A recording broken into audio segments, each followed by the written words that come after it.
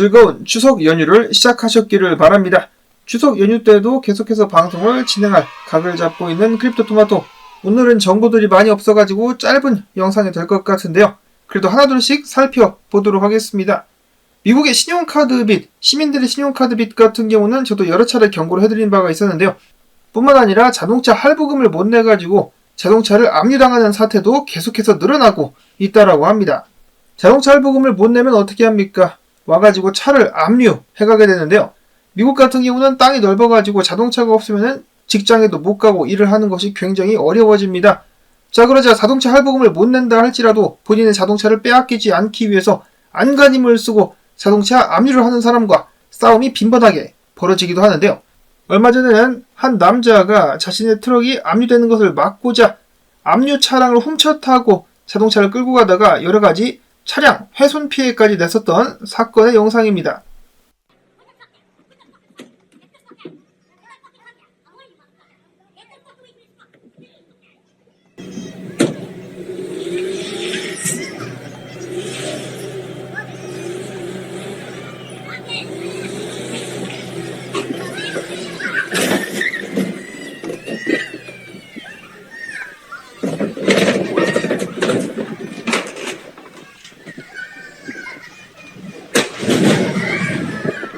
사람들이 자발적으로 차를 반납을 하지 않자 주유를 할 때 차를 견인을 해버린다던가 혹은 쇼핑을 하고 있을 때 차를 끌어가는 장면도 미국 대도시에서는 어렵지 않게 볼 수 있다라고 하는데요. 심지어는 견인 기사를 상대로 총질까지 하기도 합니다. 그리고 신용카드 빚, 자동차 할부 못 내게 되면 다음은 뭐죠? 집이겠죠. 집이 없는 사람도 많겠지만은 집이 있는 사람들 같은 경우는 집이 경매에 나오게 되겠습니다. 시간이 갈수록 금이 쩍쩍 벌어지고 있는 미국 경제. 일부 전문가들은 연준의 금리 인하가 이러한 대출 부담을 완화할 수 있다고 전망을 했으나 다만 신용카드사들과 자동차 대출을 관리하는 회사들이 금리 인하를 마찬가지로 해주리라는 보장은 없다. 골수까지 쪽쪽 빨아먹으려고 달려들 수가 있기 때문에 아무것도 보장되는 것은 없다라는 것이죠. 이런 상황에서 미국의 노동시장까지 둔화되고 있기 때문에 앞으로 시민들의 삶은 더욱더 고달플 것 같습니다. 한편 드디어 이번 주입니다. 이번 주에 연준이 금리를 내리기 시작할 것이다라는 것이 확실시되고 있는 가운데 그 폭이 어느 정도가 될 것이냐? 0.25%냐? 0.5%냐?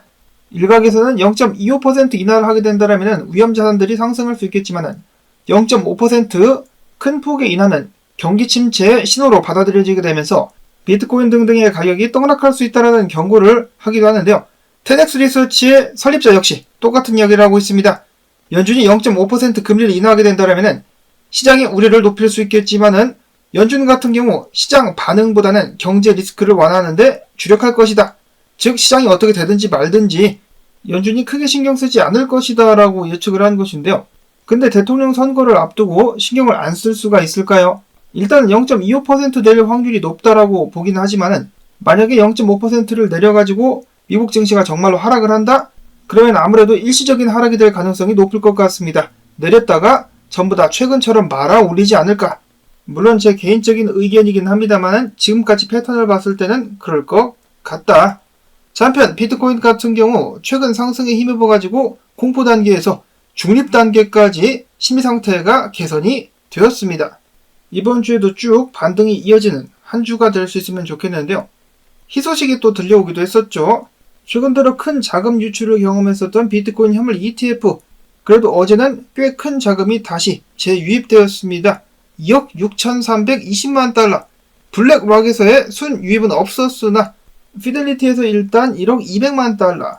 아크21 쉐어스에서 9,930만 달러가 유입이 되었었고 이더리움 현물 ETF 같은 경우도 150만 달러 유입으로 전환이 되었습니다.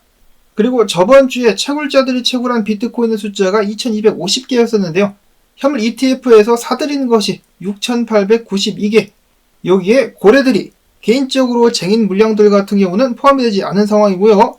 여기다가 채굴자들마저도 비트코인을 팔지 않고 있는 추세가 늘어나고 있다고 하니까 공급보다 수요가 지금 훨씬 더 높다라는 것을 알 수가 있겠습니다. 비트코인이 흔들리는 것처럼 보이는 것은 눈속임일 수가 있다. 지금 비트코인을 파는 사람들의 대부분은 단타자들일 수 있다라는 데이터도 나오기도 했었는데요. 크립토코언2에 의하면 지난달부터 비트코인 거래소 유입의 대부분은 단타자들, 무려 92%가 단타자들로부터 발생을 했었다라고 합니다. 좀 더 자세한 데이터를 들여다보면 3개월 미만 동안 비트코인을 보유한 주소는 9월 12일 전체 거래소 유입의 92% 이상을 차지. 그리고 이 중에 거래소 유입의 83% 이상은 일주일 미만 동안 보유한 코인에서 나왔다라고 하는데요. 손절을 치거나 본절가가 와가지고 던지고 있는 것일 수 있겠죠. 자, 당연히 장투자로 분류가 되는 3개월 이상의 코인을 보유한 사람들 같은 경우도 매도하는 양이 늘기는 했다라고 하는데, 예를 들어서 9월 11일 0.55%에서 9월 12일 7.59%까지 증가를 했었습니다. 그래서 최근까지의 공포에 못 이겨가지고 시장에서 약간의 반등을 주자 이탈하는 사람들이 많은 것이 아닌가. 당연히 본절이나 약간이라도 익절을 보는 사람들도 있긴 하겠죠. 자, 근데 공포에 못 이겨가지고 많은 사람들이 정말 던졌습니다. 한국 같은 경우만 해도 상승장 끝났다라는 말이 많이 나오곤 했었는데요. 자, 그런 가운데 시장은 지금 반등의 기미를 계속해서 보여주고 있다. 비트코인 가격과 밀접한 관계를 가지고 있는 것으로 알려진 비트코인 신규 주도 숫자 수가 늘어나면서 만약에 35만 개를 돌파할 경우 비트코인의 상승이 예상이 된다라고 분석가 중에 브락 캐스맷이라는 분석가가 있는데요. 저는 처음 들어보지만 그는 이렇게 이야기를 하고 있습니다. 비트코인 주소 숫자 수가 가격 움직임의 강력한 지표가 될 수 있겠다. 과거랑 비교를 해보자. 이런 식으로다가 주소 숫자가 늘어날 때마다 비트코인 가격은 떡상, 그리고 주소 숫자가 떨어지게 되면은 하락하게 되면은 비트코인 가격은 떨어졌었다. 최근 비트코인 주소 숫자 수는 신규 주소가 33만 개에 도달했으며 35만 개를 뚫을 가능성이 높아지고 있는데, 해당 분석가는 35만 개를 넘어서게 될 경우 비트코인 가격이 상승할 수 있다라고 예측을 하고 있었습니다. 반대로 앞에서 언급을 드렸다시피 해당 신규 주소 숫자 수가 큰 폭으로 하락했을 때 과거 3차례에 걸쳐가지고 하락장이 시작됐었던 일이 있었다라고 하니까요. 지표로서만 활용을 해주실 수 있으면 좋겠습니다. 자, 한편 9월달 많은 사람들이 비트코인이 개떡락할 것이다라고 예측을 한 반면에 반등을 해주고 있는 비트코인. 렉트 캐피탈 분석가 같은 경우는 다음 달 비트코인이 전고를 뚫으러 가게 될 수 있다라는 예측을 남겼습니다. 이것에 대한 근거는 무엇이냐? 사실 새로운 것은 아닌데요. 과거 데이터입니다. 과거 데이터를 봤을 때 10월부터 해가지고 상승을 할 수 있을 것인데, 과거 10월에는 비트코인이 강력한 반등을 보였었다. 예를 들어서 2016년과 2020년도 각각 14%와 27%의 상승을 기록했는데, 만약에 27%의 상승을 기록하게 된다. 그러면 사상 최고가를 경신할 수 있다라는 것이죠. 반면에 14%만 상승을 하게 된다라면 67,500달러까지 반등할 수 있을 것으로 내다보고 있었습니다. 일단 9월달을 생각보다 훨씬 더 잘 버텨주고 있는 비트코인. 에드엔엘 분석가 같은 경우는 내가 얼마 전에 했었던 예측은 아직까지 유효하다. 그때 뭐라 했느냐? 6만 달러 근방까지 올라갔다가 5만 6천 달러 선까지 잠시 하락 조정받고 떡상 7만 달러까지 쏘게 될 수 있을 것이다 라는 예측, 아직 유효하다라는 분석을 남겼으며, 네브라스칸 군호 분석가는 그렇게 되기 위해서는 뭘 해야 되느냐? 주요 정을 뚫어야 된다. 대략적으로 6만 300달러 이상까지 올라와가지고 안착을 하게 된다면 6만 4천 달러대까지 상승할 수 있을 것이다라고 이야기를 했었고, 매크로 CRG 분석가 같은 경우는 S&P 500과 비트코인 결국 같이 다닐 운명이 아니겠느냐.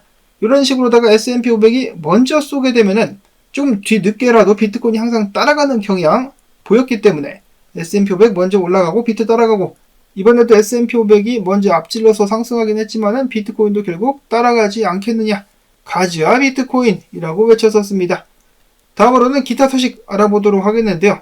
미워도 다시 한번 알트 시즌은 오게 될 수 있을 것인가? 지금 보시는 차트는 비트코인 도미넌스 차트인데 최근 정에 막혀가지고 추세를 이탈한 모습 보여주고 있습니다.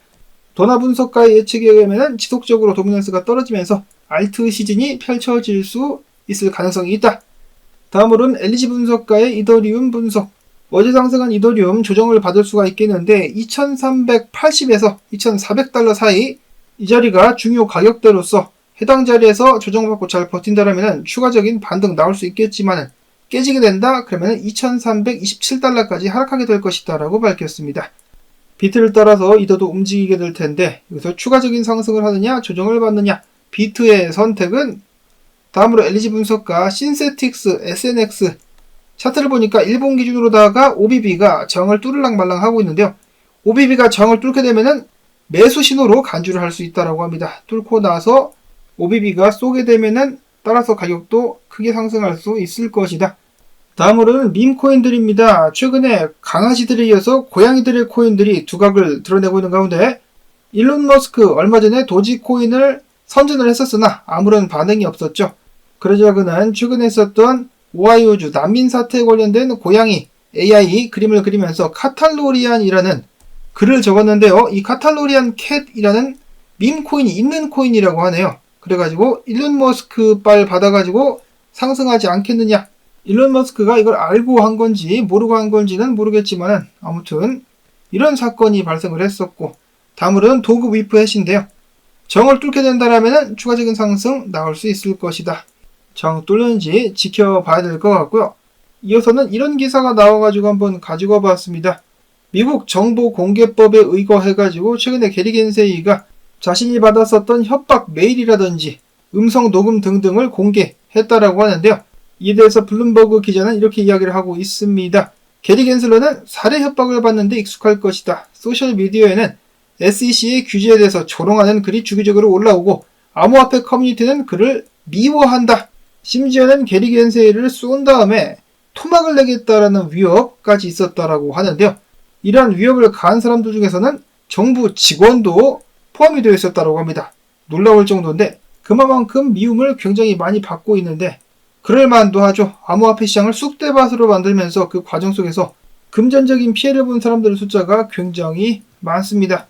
다행히도 혹은 아쉽게도 전부 다 말로만 야부리를 틀 뿐 실질적으로 게리 겐슬러에게 위협을 가한 사람은 없었죠. 게리 겐세이 같은 경우는 이런 사람들을 아마 비웃고 있을지도 모르겠습니다. 그러니까 오히려 더 암호화폐 시장을 압박을 하고 있는 게리 겐세이. 마지막으로는 국내 대신증권의 보고서에는 이런 내용이 포함이 되어 있었다고 합니다. 올해 2024년도 투자자들에게 가장 높은 수익을 안긴 재테크 수단은 뭐다? 비트코인과 금이었다. 반면에 국내 주식은 마이너스다. 그렇다면 지금부터 국내 주식 투자자들이 해야 될 것은 무엇이겠습니까? 비트코인 사야죠. 비트코인 사야 됩니다. 라는 말씀을 드려보면서 오늘 영상 여기서 마무리를 짓도록 하겠습니다. 나온 정보들 여러분들께 도움되셨다면 덕분에 시간을 아꼈다. 시청료 주기, 광고 영상 재생, 한 편만이라도 마지막까지 그리고 클릭 부탁을 여러분들께 꼭 드리면서 저는 다음에 또 새로운 소식 가지고 인사를 드리도록 하겠습니다. 안녕히 계십시오.